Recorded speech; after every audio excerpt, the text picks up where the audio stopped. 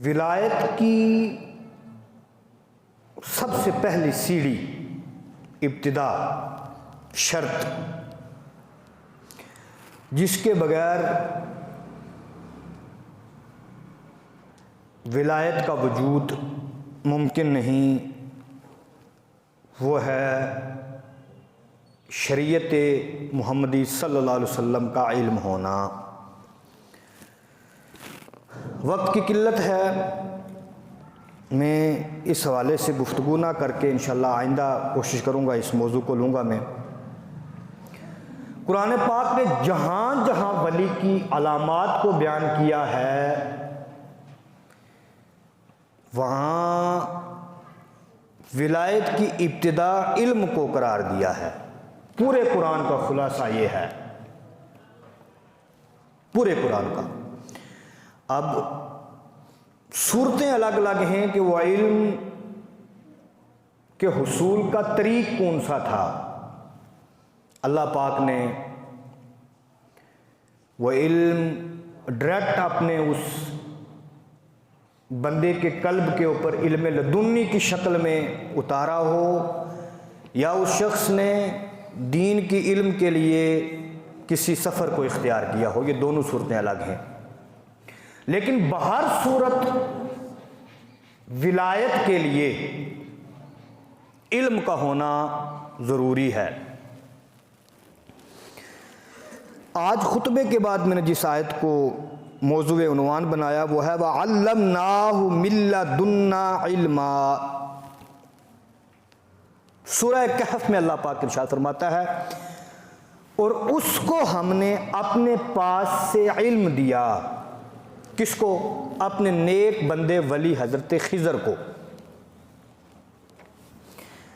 اور مفسرین نے اس کو لکھا ہوا ہے، فرمایا علم سے مراد ہے الذی خصہ بعلم، وہ ایک خاص علم ہے جو اللہ پاک نے حضرت خضر علیہ السلام کو عطا فرمایا۔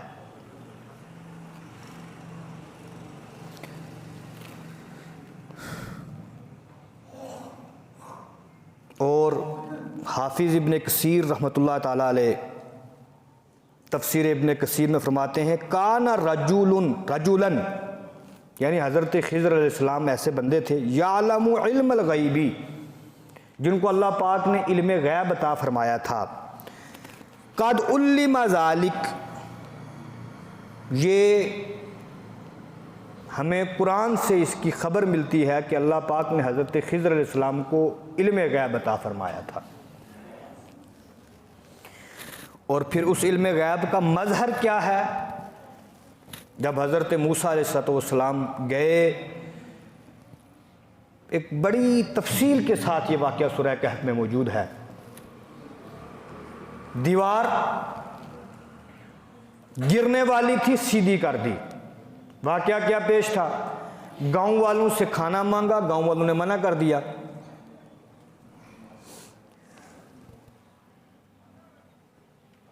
اب حضرت خضر علیہ السلام نے بغیر کسی عوض کے دیوار کو سیدھا کر دیا۔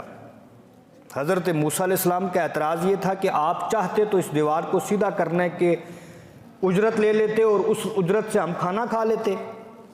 آپ نے ان لوگوں کی دیوار سیدھی کی ہے جن لوگوں نے ہماری بات کو نہیں مانا۔ حضرت خضر علیہ السلام کا کیا جواب تھا؟ اِنَّكَ لَن تَسْتَطِيعَ مَعِيَ صَبْرًا، اے موسیٰ علیہ السلام، میں نے آپ سے پہلے ہی کہا تھا کہ آپ میرے ساتھ چل سکیں گے نہیں۔ جو میں جانتا ہوں، جس علم کو، جو چیزیں میں دیکھ رہا ہوں، وہ آپ کو سمجھ میں نہیں آ رہی ہیں۔ پھر جس بچے کو قتل کر دیا، پھر جن کشتی والوں نے سوار کیا ان کی کشتی کو عیبدار کر دیا، ایک لمبا چوڑا واقعہ قرآن نے بیان کیا، میں اس تفصیل میں نہیں جاؤں گا۔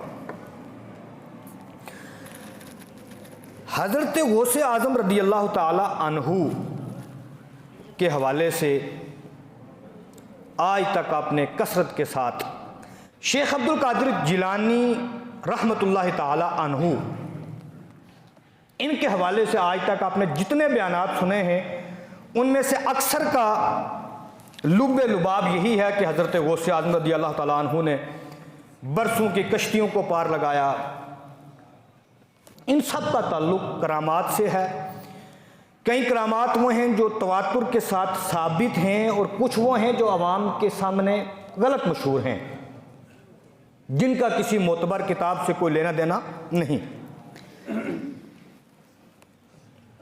حضور غوث اعظم رضی اللہ تعالی عنہ محدثین کی نظر میں آج آپ کے سامنے چند ایک باتیں اس حوالے سے رکھوں گا۔ شیخ عبد القادر جیلانی رحمۃ اللہ تعالی علیہ اپنے وقت کے عظیم محدث تھے، عظیم مفسر، اور اگر یہ کہا جائے کہ اس وقت کے امام اعظم بھی حضور غوث اعظم تھے تو یہ کہنا غلط نہ ہوگا، اور اگر نام کو چینج کر لیں تو یوں سمجھ لیں کہ اس وقت کے امام اکبر جس شخصیت کا نام تھا وہ غوث اعظم پیران پیر روشن ضمیرہ شیخ سید عبد القادر جیلانی 11ویں والے پیر تھے۔ حضور غوث اعظم رضی اللہ تعالیٰ عنہ ہر روز اپنے درس میں 13 علوم پڑھاتے۔ کتنے علم؟ علم کیا ہے؟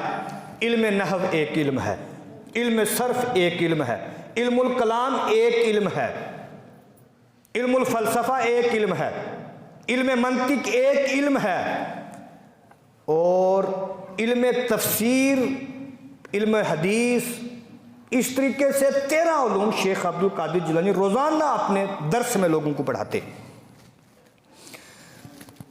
اور آپ کا جو مدرسہ تھا یہ شیخ حماد دباس رحمۃ اللہ علیہ کا قائم کردہ ادارہ تھا، جو بعد میں حضرت غوث اعظم رضی اللہ تعالی عنہ کے ہاں منتقل ہوا، اور حضرت غوث اعظم رضی اللہ تعالی عنہ اس میں درس دیا کرتے تھے۔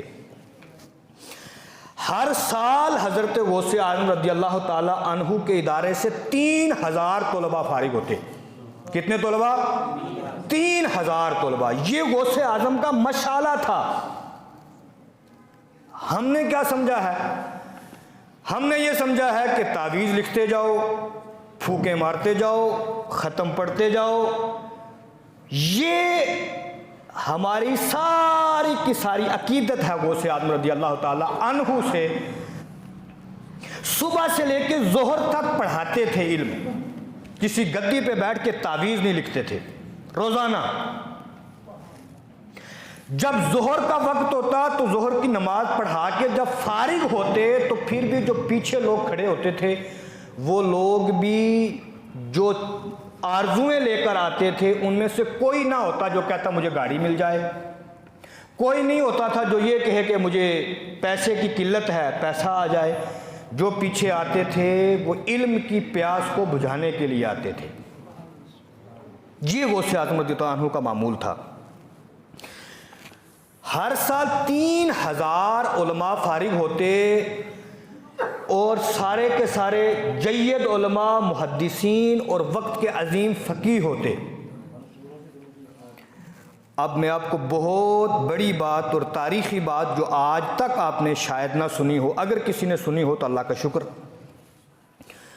سلطان صلاح الدین ایوبی رحمۃ اللہ تعالی علیہ نے جب بیت المقدس فتح کیا، آپ کی لشکر کے اندر آدھے سے زیادہ فوج وہ تھی جو شیخ سید عبد القادر جیلانی 11ویں والے پیر کے مدرسے سے فارغ شدہ لوگ تھے۔ آدھی سے زیادہ فوج۔ اور جو بقیہ لوگ تھے وہ کون تھے؟ وہ لوگ وہ تھے جو امام غزالی رحمۃ اللہ تعالی علیہ کے ادارے نظامیہ کے فارغ شدگان تھے۔ اسی لیے میں کہتا ہوں کہ علماء کا کام خالی یہ نہیں کہ بس مسجد سے نکلے تو غرفے میں، کمرے سے نکلے تو وضو کیا اور مڑ کے آ کے مصلی پہ کھڑے ہو گئے۔ ہمارے اسلاف کی تاریخیں یہ ہیں کہ ہم فوج کے جرنیل بھی رہے ہیں، فوج کے میجر بھی رہے ہیں، اور ہم نے قوم کو بڑی سے بڑی فتح بھی ہم نے دلائی ہوئی ہے۔ اب اس سے بڑی اور بات بتا دوں میں آپ کو، شیخ عبد القادر جیلانی رحمۃ اللہ علیہ کے شاگرد جو ٹاپ لیول کے کمانڈر تھے شیخ حضرت سلطان صلاح الدین ایوبی کے، جنہوں نے بیت المقدس کو فتح کیا تھا، اور دوسری بڑی بات یہ کہ جو سلطان صلاح الدین ایوبی کے چیف ایڈوائزر تھے، چیف ایڈوائزر، وہ شیخ عبد القادر جیلانی کے شاگرد بھی تھے، خلیفہ بھی تھے، اور خصوصی طور کے اوپر حضرت شیخ عبد القادر جیلانی رحمۃ اللہ تعالیٰ علیہ نے ان کو اپنا خرقہ پہنایا ہوا تھا۔ ان کا نام تھا ابن قدامہ الحنبلی المقدسی۔ یہ سلطان صلاح الدین ایوبی کی لشکر، جس لشکر نے 88 سال کے بعد بیت المقدس کو فتح کیا، اس کے چیف ایڈوائزر تھے۔ تو بیت المقدس جو فتح ہوا ہے، یہ عظیم کارنامہ اگر تاریخ میں رقم کرنے والی شخصیت کا نام سلطان صلاح الدین ایوبی ہے، لیکن اس کے بیچ میں اگر جس شخصیت کا فیضان ہے، اس شخصیت کا نام پیران پیر روشن ضمیر شیخ سید عبد القادر جیلانی 11ویں والے پیر ہیں۔ اب دو باتیں میں یہاں رک کر اور عرض کروں۔ اجلہ محدثین نے، جتنے بڑے محدثین ہیں جنہوں نے بھی شیخ عبد القادر جیلانی رحمۃ اللہ علیہ کا ذکر کیا، انہوں نے اس کو تحریر کیا ہے، اور محدثین کی میں چوٹی کا نام، وقت لمبا نہ ہو اس لیے میں مختصر نام لے رہا ہوں، چوٹی کے عظیم محدث امام ذہبی رحمۃ اللہ تعالی علیہ اپنی کتاب سیر اعلام النبلاء میں لکھتے ہیں، فرمایا شیخ عبد القادر جیلانی رحمۃ اللہ علیہ 90 سال کی عمر پائی۔ کتنی عمر پائی؟ آخری سال تک درسگاہ میں بیٹھ کر پڑھاتے رہے۔ کب تک؟ آخری سال تک۔ جس ولی کا تمام ولیوں کی گردنوں کے اوپر قدم ہے، اور اس دور کے بعد کے ہر ولی کی ولایت میں جس کا فیضان جاری ہے، اس ولی کا مشعلہ کوئی اور مشعلہ نیازیں اکٹھی کرنا، ککڑوں والا پیر، چوٹوں والا پیر نہیں ہے۔ اس ولی کا مشعلہ 90 سال اپنی عمر کے آخری حصے تک کا مشعلہ علم دین پڑھنا اور پڑھانا ہے، آخری سال تک کا مشعلہ۔ اور آج کیا ہے؟ آج لوگ کہتے ہیں یہ الگ الگ لائنیں ہیں، جو عالم نظر آئے گا، نہیں جی ہمیں کسی ولی کے پاس جانا ہے۔ ولی کی پہچان کیا ہے؟ جس کے چہرے پہ داڑھی کا کوئی نام و نشان نہ ہو، 10 مرید دائیں ہوں 10 بائیں ہوں، پورے گھر میں قالین بچھے ہوئے ہوں، اور پیر صاحب کو نماز کے شرائط تک کی خبر نہ ہو، گھر کے اندر دینی ماحول کا کوئی پتہ نہ ہو، بچیاں جینز پہن کے جا رہی ہیں، کوئی مسئلہ نہیں، پتر نے کبھی داڑھی رکھی، کوئی بات نہیں، بیٹے نے کبھی تہجد تو دور کی بات ہے کبھی 5 وقتہ نماز نہیں پڑھی، کوئی بات نہیں، لیکن ہے کیا ہے؟ اس کی لڑی بڑی اعلیٰ ہے۔ اگر لڑیوں سے بات بنتی تو دنیا کے جو باقی ڈپارٹمنٹس ہیں اس کے بیچ میں بھی لڑی چلتی، ڈی سی کا پتر ڈی سی ہوتا، ڈاکٹر کا پتر ڈاکٹر ہوتا، ڈی ایس پی کا پتر ڈی ایس پی ہوتا، ایس پی کا پتر ایس پی ہوتا۔ یہ نہ تو دینی اعتبار سے اس کا کوئی کنسپٹ ہے اور نہ دنیاوی اعتبار سے کنسپٹ ہے۔ آل رسول کی تعظیم توقیر کریں کہ سید کا بیٹا ہے، باقی جو ولایت کے درجوں پر ہے، جس نے ان گھاٹیوں سے سفر کیا ہے اس کو ولی مانے، جو ان گھاٹیوں سے نہیں گزرا ہے ان سے دور رہیں۔ یہ درس ہے۔ دوسرے مکتبہ فکر کے لوگ ہیں وہ اس کو بڑا جلدی پہچانیں گے۔ ابن تیمیہ ہمارے اس سے بعض جگہوں میں اختلافات ہیں، متشدد رہے۔ ان کا سلسلہ دیکھیں کہ یہ شیخ عبد القادر جیلانی کے خصوصی عقیدت مندوں میں سے تھے، اور ان کا میں سلسلہ نسب بڑی مشکل سے نکال کے لایا ہوں، ان کو آپ دیکھیں، سلسلہ بیت، سلسلہ نسب نہیں۔ حضور غوث اعظم کے شاگرد ہیں امام ابن قدامہ الحنبلی، اور خلیفہ بھی ہیں۔ ان کے شاگرد ہیں امام عز الدین عمر الفاروسی الواسطی۔ ابن تیمیہ آگے سے امام عز الدین فاروسی الواسطی کا خلیفہ بھی ہے اور شاگرد بھی۔ امام ابن قدامہ الحنبلی جو حضور غوث اعظم کے شاگرد ہیں، خلیفہ ہیں، مرید ہیں، یہ ابن تیمیہ کے دادا پیر ہیں، ابن تیمیہ کے دادا پیر ہیں، اور اس سلسلے سے ابن تیمیہ کا جو پیر ہے وہ بھی حضرت غوث اعظم کے مریدوں میں شامل، سلسلہ قادریہ میں۔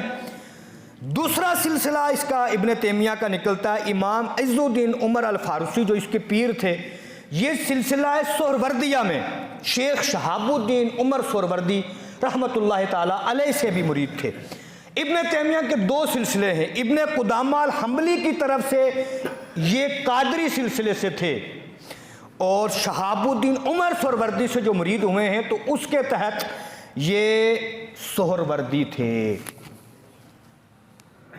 ابن تیمیہ۔ اور پھر بہت بڑی بات، ابن تیمیہ نے وصیت کی تھی، دمشق کے اندر دو قبرستان تھے، ایک کا نام تھا مقابر الصوفیہ کہ سلسلہ قادریہ، نقشبندیہ، سہروردیہ کے جو صوفی حضرات ہیں، اولیاء کو ماننے والے، ایک ان کا قبرستان اور ایک باقی علماء کا۔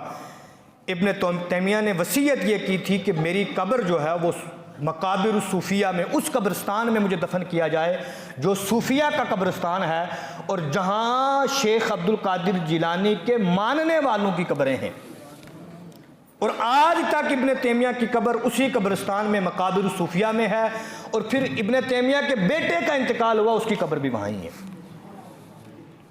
اب ابن تیمیہ کی کتاب ہے الاستقامہ، الاستقامہ میں ایک واقعہ لکھتا ہے، وہ بھی ابن تیمیہ۔ کرامات تو بہت ہیں لیکن یہ ابن تیمیہ ایک بڑا نام ہے، اس کے ذریعے بتاؤں کوئی عام بات نہیں۔ ابن تیمیہ جب لکھتے ہیں واقعے کو تو لکھتے ہیں قطب العارفین،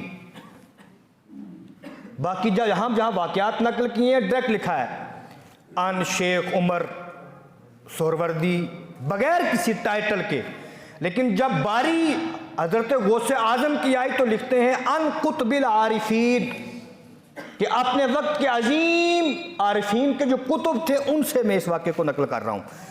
الاستقامہ کے صفحہ نمبر 78 کے اوپر لکھتے ہیں، واقعہ یہ بیان کرتے ہیں، کہتے ہیں کہ میرا جو شیخ ہے عز الدین عمر الفاروسی، کہتے ہیں وہ بیان کرتے ہیں کہ میرے شیخ یعنی شیخ شہاب الدین عمر سہروردی، جن سے سلسلہ سہروردیہ چلا ہے، کہتے ہیں شیخ شہاب الدین سہروردی کہتے ہیں جب میں نے مدرسے سے فراغت حاصل کی، ابھی جوان تھا،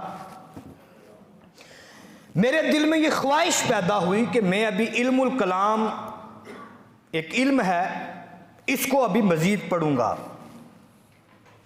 کہتے ہیں جب یہ خواہش میرے دل میں پیدا ہوئی تو میں غور و فکر میں ڈوب گیا کہ علم الکلام میں کون سی کتاب پڑھوں۔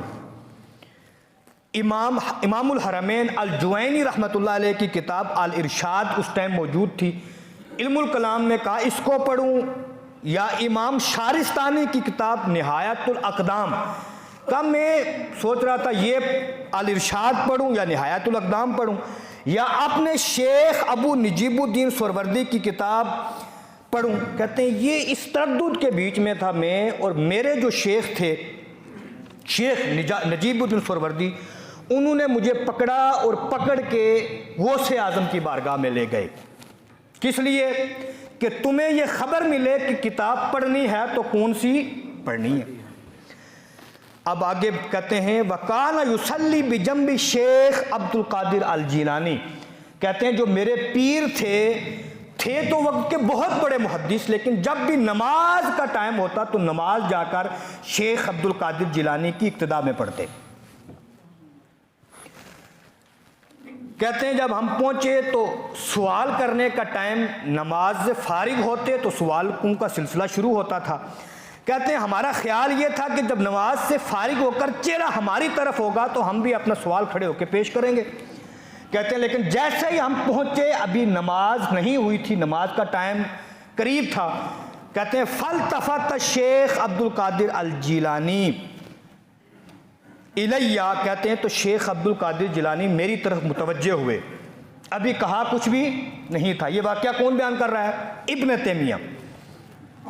کہتے ہیں شیخ عبد القادر جیلانی میری طرف متوجہ ہوئے، وقال علی، اور مجھے کہا یا عمر، شیخ صحاب الدین عمر سہروردی سے کہا جو سلسلہ سہروردیہ کے بانی ہیں، کہتے ہیں مجھے کہا ما ہوا من زاد القبر وما ہوا من زاد القبر، کہا قبل اس کے کہ میں کچھ کہتا ادھر سے کہا اے عمر، اے شہاب الدین عمر سہروردی بتا قبر کا سامان کیا ہے، قبر کا سامان کیا ہے؟ دو بار یہ سوال کیا، سوال اس لیے کیا کہ جو علم الکلام اور علم البیان پڑھا جاتا ہے وہ علم حدیث کو پڑھنے اور سمجھنے کے لیے کیا جاتا ہے، کہا جو تم نے پڑھ لیا ہے وہ کافی ہے، اب جو قبر میں تمہارا توشہ بنے گا، جو قبر کا سامان ہے وہ علم التفسیر ہے، علم الحدیث ہے، تم ان کو چھوڑ کر علم البیان کی طرف کیوں جا رہے ہو؟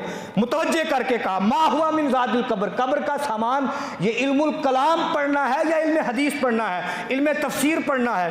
کہتے ہیں جب یہ کہا تو فرجعت عن ذلک، کہا میں سمجھ گیا کہ شیخ عبد القادر جیلانی مجھے کیا کہنا چاہ رہے ہیں، فرجعت عن ذلک، تو میں نے جو ارادہ کیا تھا میں نے اسے رجوع کر لیا، یعنی علم بیان پڑھنے کا جو ارادہ کیا تو کیا کر دیا؟ ختم کر دیا۔ اب آگے ابن تیمیہ کے الفاظ سنیں۔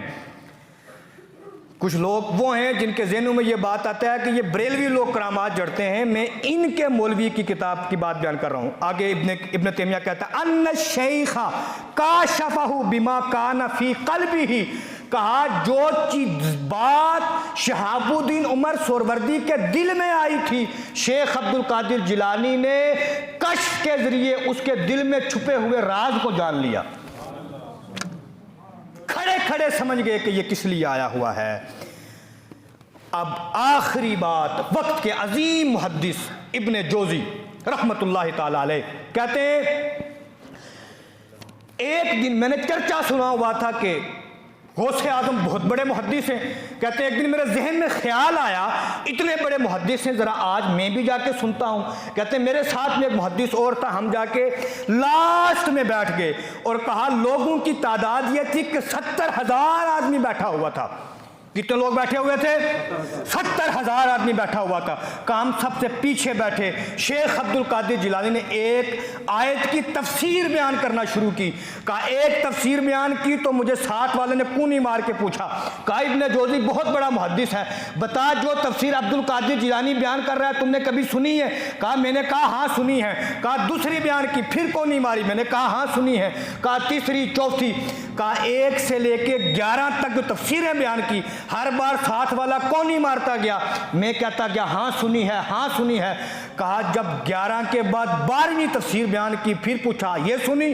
کہا نہ، میں نے کہا یہ نہیں سنی، کہا پھر 11 سے لے کر 29 تفسیریں اور آگے بیان کی، 11 سے لے کر 40 تک، کہا پھر ان 29 تفسیروں میں کونی مار کے ساتھ والا پوچھتا رہا، میں نے ہر بار کہا مجھے نہیں پتا، مجھے نہیں پتا، کہا جب 40 تفسیریں پوری ہو چکی تو شیخ عبد القادر جیلانی جو 70,000 لوگوں کے آگے بیٹھے ہوئے تھے، میں لاسٹ صف میں بیٹھا ہوا تھا، شیخ عبد القادر جیلانی نے مجھے آگے سے پکار کے پیچھے کہا یا ابن الجوزی، کہا ابن جوزی سنو یہ کیا کونیاں مارتے ہو، بیٹھا کہاں ہے؟